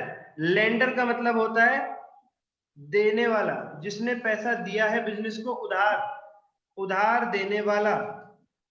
अगर आपने अपने किसी फ्रेंड को पैसे उधार दे दिए तो आप बन जाओगे लेंडर उस फ्रेंड के लिए, जो हमें उधार देता है वो हमारे लिए बन जाता है लेंडर। अब सर बिजनेस में हम व्यापार कर रहे थे, वो जो मर्चेंट था वेटिकन के अंदर वो गुड्स इंपोर्ट एक्सपोर्ट कर रहा था, उसे ना कुछ पैसों की जरूरत पड़ गई। जिस बंदे को उसने सामान बेचा था वहां से पैसे आए नहीं और उसे और कुछ सामान खरीदना है, तो उसके पास पैसे अवेलेबल नहीं है। अचानक से उस मर्चेंट को पैसों की जरूरत पड़ गई, तो वो किसी को फोन करेगा, अपने यार दोस्त को या किसी और बिजनेसमैन को, अड़ोसी पड़ोसी को बोलेगा मुझे कुछ पैसा दे दो, वो पैसा दे देगा उसे, तो उसके लिए मर्चेंट के लिए वो बंदा बन जाएगा लेंडर। अब लेंडर के लिए अकाउंटिंग इंफॉर्मेशन कैसे यूजफुल होती है, देखिए दोस्त, जिस बंदे से उस वेटिकन सिटी के मर्चेंट ने पैसा उधार लिया था, उस बंदे ने फोन किया वेटिकन सिटी के मर्चेंट के पास कि भैया मेरा पैसा चुका दीजिए, मुझे मेरी पेमेंट कर दीजिए। और ये जो वेटिकन सिटी का मर्चेंट है इसके मन में आ गया खोट, ये पैसे वापस देना नहीं चाहता। ये क्या कह रहा है, ये कह रहा है भैया मैं तो घाटे में चल रहा हूँ, घाटे में चल रहा हूँ, मेरे पास तो पैसा ही नहीं है, आके मेरा बिजनेस देख लो। वो इसके पास पैसे मांगने के लिए आया मर्चेंट के पास कि मेरे पैसे दे दीजिए, और यहाँ पर मर्चेंट ने रोना शुरू कर दिया, रोना शुरू कर दिया कि भाई मेरे पास तो पैसे है ही नहीं, मेरा बिजनेस देख लो, मेरे अकाउंटिंग देख लो। अब लेंडर कहेगा कि अच्छा ऐसी बात है तो अपने अकाउंट्स ला करके दिखाई दो, अपना ट्रेडिंग P&L बैलेंस शीट दिखा दो, तब जाकर के मैं मानूंगा कि तुम वास्तव में लॉस में चल रहे हो, फिर मुझे पैसा तुम बाद में दे देना, लेकिन पहले मुझे ये सबूत दिखा दो कि तुम लॉस में चल रहे हो। तो वो मर्चेंट अपने अकाउंट्स, अपने ट्रेडिंग P&L बैलेंस शीट ला करके लेंडर को दिखाएगा और लेंडर को देख करके पता चलेगा कि हाँ भाई ये तो लॉस में चल रहा है। इस तरीके से लेंडर फिर सेटिस्फाई हो जाएगा कि चलो कोई बात नहीं, बाद में पैसा ले लेंगे इससे। इस तरीके से लेंडर के लिए अकाउंटिंग इंफॉर्मेशन यूजफुल हो सकती है, काम की हो सकती है। सप्लायर्स एंड क्रेडिटर्स के लिए, सप्लायर और क्रेडिटर का मतलब है जिनसे हम सामान खरीद लेते हैं लेकिन पैसा नहीं देते। चलता है ना बिजनेस में उधारी कई बार। अगर आप कोई शॉप अर्न करते हैं, अगर आपने कोई शॉप कभी देखी हो, वो शॉपकीपर कई बार ऐसा करता है, सामान ले आता है होलसेलर से आगे से और उसे पैसा नहीं दे के आता, कहता है कुछ समय बाद दे दूंगा।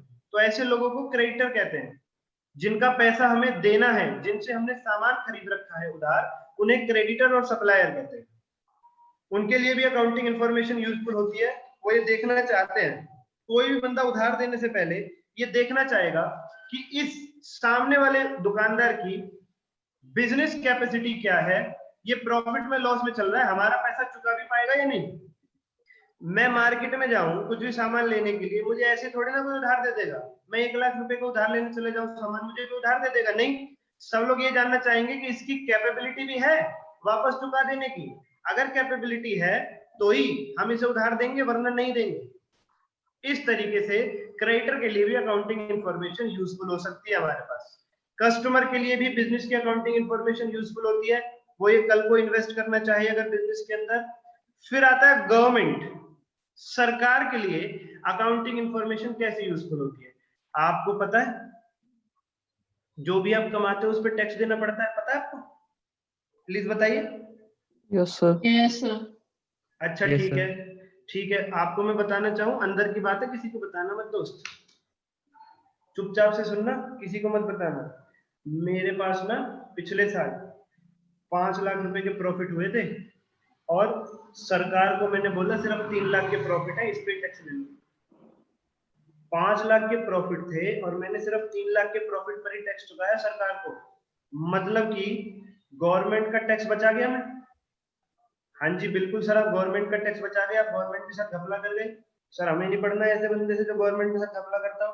अरे भाई क्यों सीरियस हो रहे हो, एग्जाम्पल दे रहा हूं मैं तुम्हें जस्ट। चलिए, तो मैंने क्या किया, गवर्नमेंट को टैक्स नहीं दिया। ऐसे तो सर फिर हर बंदा छुपा लेगा। कोई भी 10 लाख कमाने वाला मुंह उठा के बोलेगा कि जी 2 लाख रुपए प्रॉफिट है, ले लो टैक्स। ऐसे तो सरकार बड़े घाटे में चली जाएगी। इसीलिए तो सरकार ये कहती है कि भैया अपना ट्रेडिंग P&L बैलेंस शीट बना करके ले आइए, अकाउंटिंग करके आ जाइए हमारे पास। हम अकाउंटिंग के बेस पर देखेंगे तुम्हारे प्रॉफिट कितने हैं, उसमें जो प्रॉफिट आ रहे होंगे तुम्हारे, उस बेस पर कैलकुलेट करेंगे हम अपना टैक्स।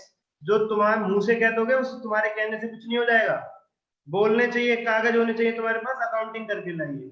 तो जब गवर्नमेंट को अकाउंटिंग करके कोई बंदा देता है तब गवर्नमेंट सेटिस्फाई हो जाती है कि हाँ भाई अब ये जो प्रॉफिट है ये करेक्ट है, इस पर सरकार टैक्स ले सकती है। इस तरीके से अकाउंटिंग इंफॉर्मेशन गवर्नमेंट के लिए भी यूजफुल होती है।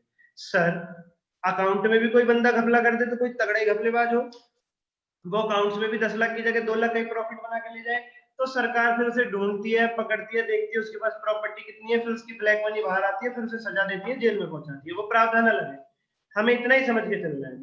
Okay sir. सर पब्लिक के लिए कैसे यूजफुल हो सकती है अकाउंटिंग इंफॉर्मेशन? आप ना बड़ी दिलचस्पी रखते हो, मान लीजिए शेयर मार्केट के अंदर आप चाहते हो पैसा लगाएं। यार क्या हम ये सीएम में सीए के झंझट में पड़ रहे हैं, पैसा लगाएं, घर बैठे पैसा आए, शेयर का प्राइस बढ़ता रहे, बैठे बैठे कमाएं, मौज से जिए। आप लोगों की बड़ी इंटरेस्ट है, बड़ी रुचि है शेयर मार्केट के अंदर। तो एक बात बताओ, क्या आप किसी भी कंपनी में पैसा लगा दोगे मुंह उठा करके कि भैया चलो इस कंपनी में पैसा लगा देते हैं, देखी जाएगी जो होगा, प्रॉफिट तो ठीक, लॉस तो नहीं भुगत लेंगे, देख लेंगे कौन सा मर रहे हैं थोड़े बहुत प्रॉफिट में, ऐसा सोच करके चलते हैं हम? बिल्कुल नहीं। हम क्या करते हैं, हम देख लेते हैं कि भैया किस कंपनी में ज्यादा प्रॉफिट हो रहा है, किस कंपनी के शेयर प्राइस अच्छे चल रहे हैं, उसी कंपनी में इन्वेस्ट करके चलते हैं जिस कंपनी में हमें सुटेबिलिटी लगती है। तो पब्लिक के लिए, आम जनता के लिए भी अकाउंटिंग इंफॉर्मेशन यूजफुल होती है अगर वो इन्वेस्ट करना चाहे किसी बिजनेस के अंदर, शेयर खरीदना चाहे, पैसे लगाना चाहे। मैनेजमेंट का मतलब हो गया बिजनेस का ही अंदरूनी हिस्सा। जो लोग बिजनेस को चलाते हैं वो मैनेजमेंट कहलाते हैं। आपने अपने बिजनेस में 3-4 लोग रखे हुए हैं, एक बंदा सेल देखता है, एक परचेज देखता है, एक खर्चे देखता है, एक इनकम देखता है, मैनेजर बना रखे हैं आपने 3-4, यही मैनेजमेंट है। मैनेजमेंट का मतलब जो लोग मिलकर के बिजनेस को चलाते हैं। अब उनके लिए अकाउंटिंग इंफॉर्मेशन कैसे यूजफुल हो जाएगी भैया?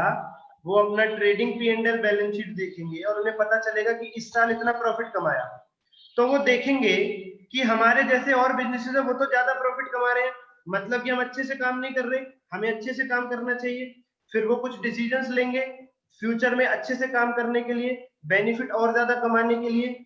और अगर वो ज्यादा प्रॉफिट कमा रहे होंगे तो वो डिसीजन लेंगे उस चीज को मेंटेन करने के लिए।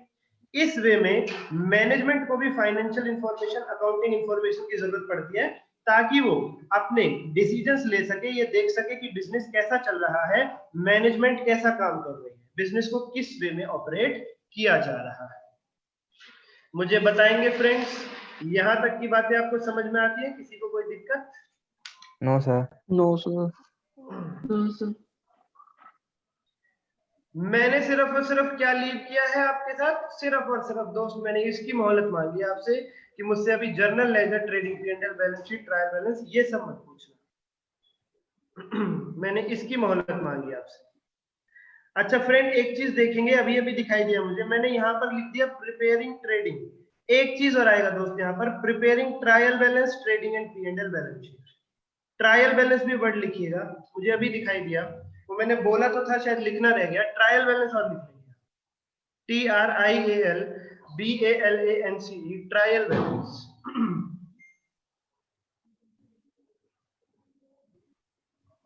ओके फ्रेंड, यहां तक की चीजों को मैं अब आपको समअप करवाना चाहूंगा। आपके मुझे सुनना चाहूंगा कि आपको कितनी चीजें समझ में आई। मैं चाहूंगा आप मुझे आंसर दें, मैं क्वेश्चंस करूंगा आपसे और सभी लोग इन्वॉल्व रहें, 1 बाय 1 सभी के आंसर आने चाहिए दोस्त। एंड फिर मैं आपको एक 2-3 मिनट का ब्रेक दूंगा और फिर बाकी की चीजें लिखवाएंगे और फिर क्लास हम ओवर करेंगे आज की आपके साथ। मुझे बताएं, जो जो मैं पूछता जा रहा हूं प्लीज अपने नोट्स का सहारा कम लें, जितना मैंने आपको बताया उतना आपके माइंड में रिटेन होना चाहिए। अभी तक ऑलरेडी कोई बहुत बड़ी बड़ी चर्चा हमने नहीं की, छोटी छोटी चीजें समझ के चले आपके साथ। मुझे बताइए, who is known as the father of accounting? Look up. Pacioli. एक बच्चे ने आंसर दिया है लूका पासियोली। हाँ सर, लूका लूका पासियोली। पासियोली अच्छा अच्छा, ये लोग कुछ लोग शर्मा रहे हैं नाम लेने में। वो कह रहे हैं सर हमारे देश का सर नाम नहीं लग रहा है ये, हमें इसे लेने में मजा नहीं आ रहा। दोस्त नंबर लेने में तो मजा आएगा, आपको नंबर तो लेने पड़ेंगे। ऐसा क्वेश्चन आ जाए लूका पासियोली, कोई बात नहीं, शर्माइए मत, जो है सो है, लूका पासियोली। चलिए मुझे बताएंगे अब उसके बाद आप लोग 3 गोल्डन रूल ऑफ अकाउंटिंग कौन कौन से हैं। डेबिट व्हाट कम्स इन जब दूसरा बंदा बोले चुप ना हो जाए, अपना अपना बोलते रहे, कोई दिक्कत नहीं है। Sir, debit what comes in, credit what goes out. Debit the receiver, credit the giver. Good, एक और रह गया, debit all Debit all expenses and loss, credit और credit all increment increment gains. Gain. Friends इन 3 रूलों का इस्तेमाल करके हम क्या प्रिपेयर करते हैं, जनरल कैसे प्रिपेयर करते हैं ये देख लिया हमने, अभी देखेंगे देखेंगे। अभी। थंब रूल क्या है, थंब रूल जो हमेशा याद रखना है, The accounting is done on the view of business को देख के, बिजनेस के पॉइंट ऑफ व्यू से अकाउंटिंग करेंगे, बिजनेस को देख के नहीं। बिजनेस को देख के ऐसा लग रहा है दोस्त कि हम बिजनेस की बिल्डिंग के बाहर खड़े हो जाएंगे, बिल्डिंग को देखते रहेंगे और अकाउंटिंग करते रहेंगे, ऐसा नहीं करना दोस्त। बिजनेस के पॉइंट ऑफ व्यू से अकाउंटिंग करनी है, ये देखना है कि बिजनेस के साथ क्या हो रहा है, कौन सी एक्टिविटी बिजनेस के साथ हो रही है वो रिकॉर्ड करना है, ना कि उसके ओनर के साथ। ये हमारे पास थंब। अच्छा, मालिक के घर के खर्चों को भी कंसीडर करेंगे या सिर्फ बिजनेस की चर्चा लेकर के चलेंगे अपने पास? सर ओनली बिजनेस बिजनेस, की केवल बिजनेस की चर्चा, ओनली बिजनेस। गुड सर, ये आ गई हमारे पास फिर से वही चीज जो हमें आज की क्लास में खटक रही है। ये हमारा पीछा कब छोड़ेगी? कोई बात नहीं दोस्त, धीरे धीरे छोड़ देगी। इसका भी जीवन है, इसे भी जी लेने दो 4 दिन। क्या हो गया? अकाउंटिंग की डेफिनेशन।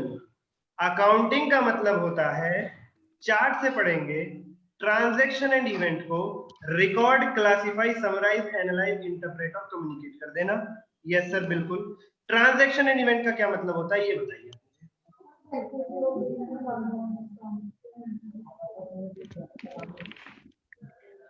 सर रिकॉर्ड के लिए सर, हाँ जी बोलिए सर जिसमें ट्रांस, अच्छा 1 बाय 1 बोलिए, कोई बात नहीं।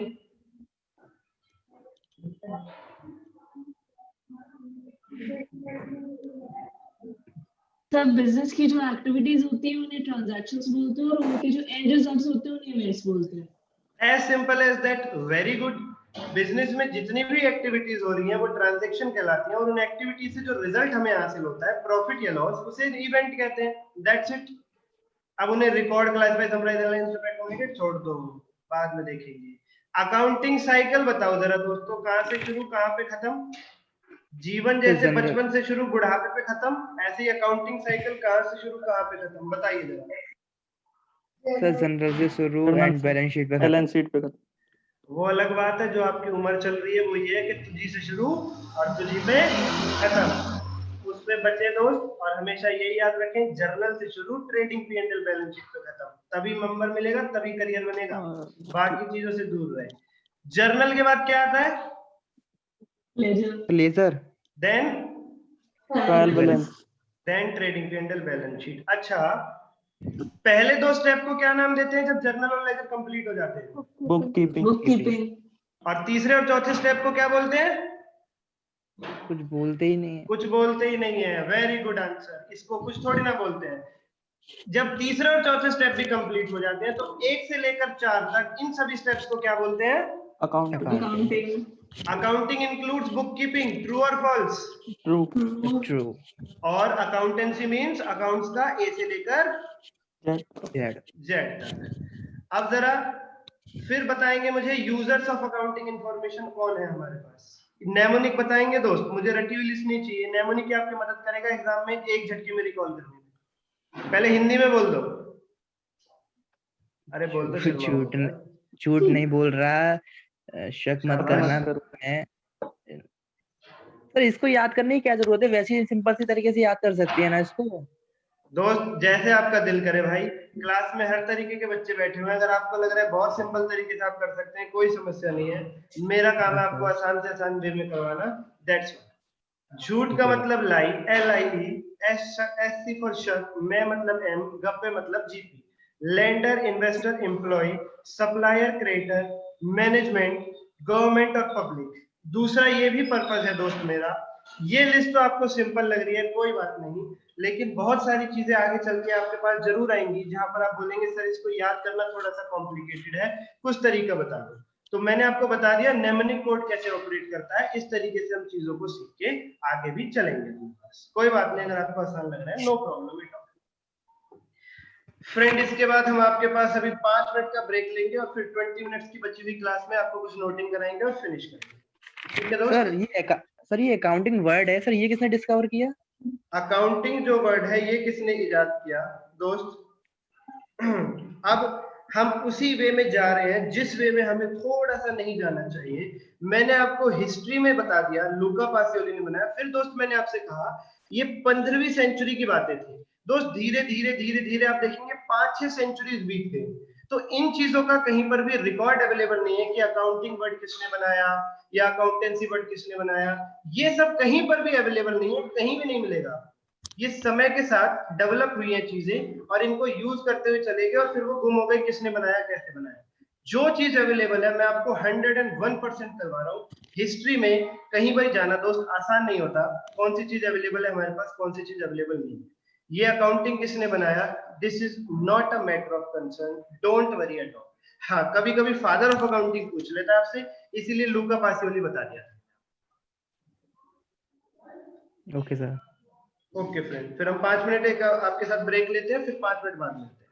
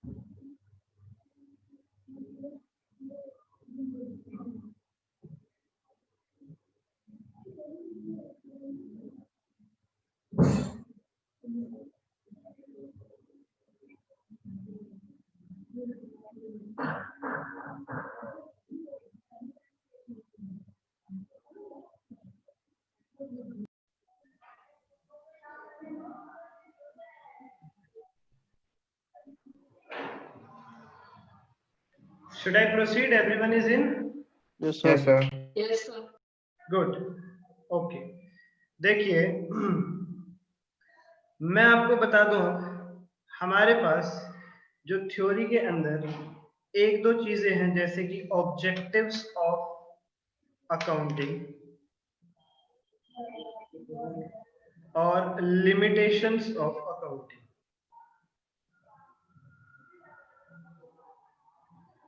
ऑब्जेक्टिव्स ऑफ अकाउंटिंग आपको आराम से समझ में आ जाएगा इतना जानने के बाद जो हमने आपको समझाया है।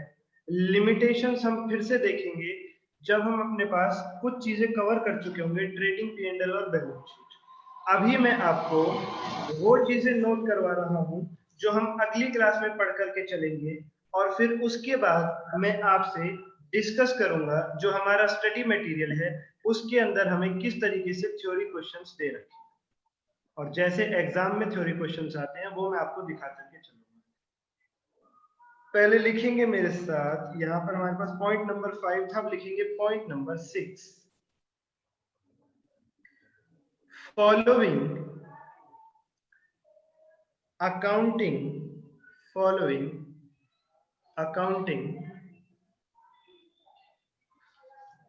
concepts,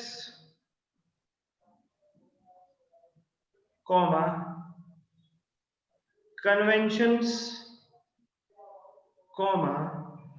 assumptions, comma, principles need to be understood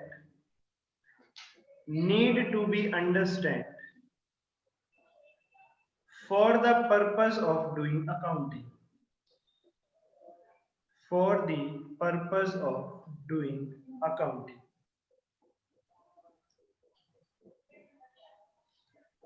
कह रहे हैं अकाउंटिंग करने के लिए इन कंसेप्ट्स, कन्वेंशंस, एजम्पशन, प्रिंसिपल को जानना जरूरी है। अब कॉन्सेप्ट किसे कहते हैं, कन्वेंशन किसे कहते हैं, अजम्पशन किसे कहते हैं, प्रिंसिपल किसे कहते हैं, ये सब देखेंगे बाद में। लिस्ट लिखेंगे सिर्फ और सिर्फ, और कुछ entity concept,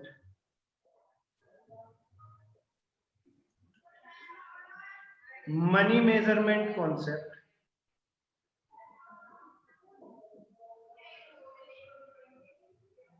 periodicity concept, periodicity, accrual, matching, going concern, CONCERN, cost concept,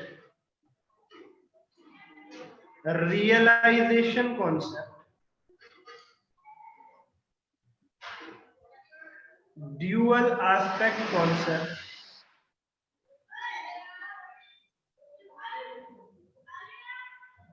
conservatism, CONSERVATISM,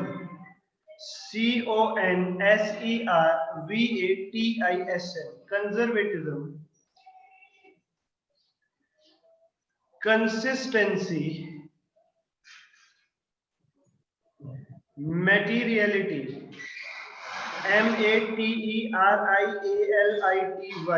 materiality। बस 1 2 3 4 5 6 7 8 9 10 11 12 चीजें हैं जिनकी चर्चा हम अगली क्लास में करेंगे। फिर उसके बाद हम जर्नल की तरफ बढ़ जाएंगे अगली क्लास में। छोटी मोटी चीजें थ्योरी की रह जाएंगी फिर हमारे पास, जैसे कि कैपिटल एक्सपेंडिचर किसे कहते हैं और रेवेन्यू रिसीव्ड एक्सपेंडिचर किसे कहते हैं, जैसे कि अकाउंटिंग स्टैंडर्ड क्या होते हैं, बहुत छोटी छोटी मामूली सी चर्चा है। ये बेसिकली बड़ा